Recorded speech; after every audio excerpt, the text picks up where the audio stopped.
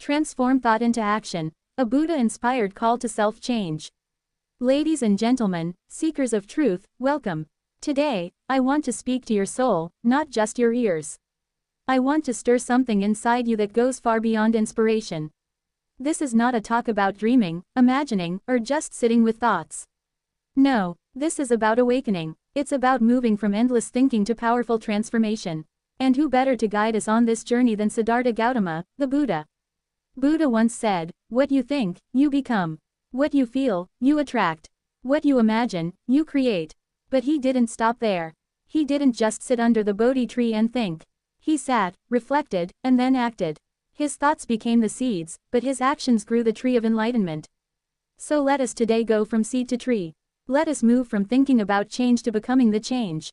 Part 1. The Trap of Overthinking. In this modern world, we've made thinking a religion. We plan, we analyze, we overanalyze. We replay the past and preplay the future. We think about who we should become, what we should achieve, where we should go, and how others should treat us. But here's the truth, thinking alone changes nothing.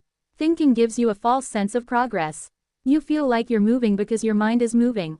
But your life, your actions, your habits, your outcomes, they're standing still. Imagine a man who stands by a river, thinking about how to cross it. Day after day, he studies the currents, watches the birds fly over, and dreams of the other side. But he never steps in. Years pass, and he's still on the same side. That's most of us. Buddha didn't say, "Think your way to nirvana." He said, "Be a lamp unto yourself." That means light your own path. Not with thought alone, but with wisdom and action. With discipline, with practice. Part 2. The wisdom of change begins with you. There's a tendency in human nature, a dangerous one, to think others need to change first. My boss needs to change. My partner needs to understand me better. The world needs to be kinder. But real transformation begins with this understanding. Change starts with you. And more than that, only you. You cannot control the behavior of others. You cannot control circumstances. But you can control your thoughts, your emotions, your choices, and your response. Buddha didn't try to change the world by force. He didn't campaign. He didn't blame kings or citizens or priests. He went inward. He mastered himself. And by doing so, he changed the world. The greatest revolution is internal. Part 3. From knowing to being. Knowledge is everywhere. You're a scroll away from 100 quotes, 1,000 strategies, 1,000,000 ideas. But knowledge is not power until it becomes practice. You know you should meditate. Do you? You know you should wake up early. Do you? You know you should eat healthy, speak kindly, walk gently, listen deeply. Do you? Knowing is not enough. Doing is where transformation happens. The Buddha knew suffering was universal. But he didn't stop at knowing. He discovered a path, the Noble Eightfold Path, and walked it. Not once. Not on weekends. Not when it was convenient. Every single day. So ask yourself, are you living what you know?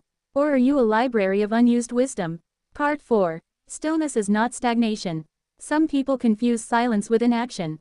They think changing yourself means becoming passive. That's not true. Buddha was silent, but powerful. He was still, but full of movement inside. His silence was not empty. It was full of awareness, clarity, compassion, and courage. Changing yourself doesn't mean doing nothing. It means doing the right things, intentionally, repeatedly, and with presence. Meditation isn't laziness, it's discipline. Speaking less isn't weakness, it's strength. Detachment isn't cold, it's clarity. True change isn't loud, it doesn't announce itself. It quietly transforms everything. Part 5. Break the cycle, action over excuses. We all have a story. Reasons why we can't change yet. I'm too tired. I'm too busy. I'm not ready. But ask yourself, when will it be the perfect time? Next week. Next year. After one more book. One more mistake. One more heartbreak. Change doesn't wait. Life doesn't pause. Time keeps moving. The only question is, will you move with it, or against it? Buddha left a palace, everything a man could dream of. He had luxury, pleasure, comfort. But he gave it up. Why? Because he knew change doesn't happen in comfort. It happens in commitment. You can either repeat your excuses or rise with your power. Not both. Part 6. The Mirror of Mindfulness. To change yourself, you must first see yourself. Buddha taught mindfulness, not as a trend or technique, but as a mirror. When you are mindful, you see your patterns, your reactions, your fears, your attachments. You begin to ask, why do I respond with anger? Why do I avoid silence? Why do I keep doing things that hurt me? Mindfulness isn't judgment, it's awareness. And awareness is the first step to liberation. Because what you are not aware of controls you. But what you are aware of, you can change. Part 7. Detach from the noise. We live in an age of noise. Notifications, opinions, media, gossip. Everyone is shouting. But transformation is a quiet thing. Detach from the noise. Don't just think less, think deeper. Don't just talk less, speak wiser. Don't just do more, do meaningfully. Your growth requires space, silence, reflection. Buddha found enlightenment not in a crowd, but under a tree, alone. Detach, not forever, but long enough to hear your soul speak.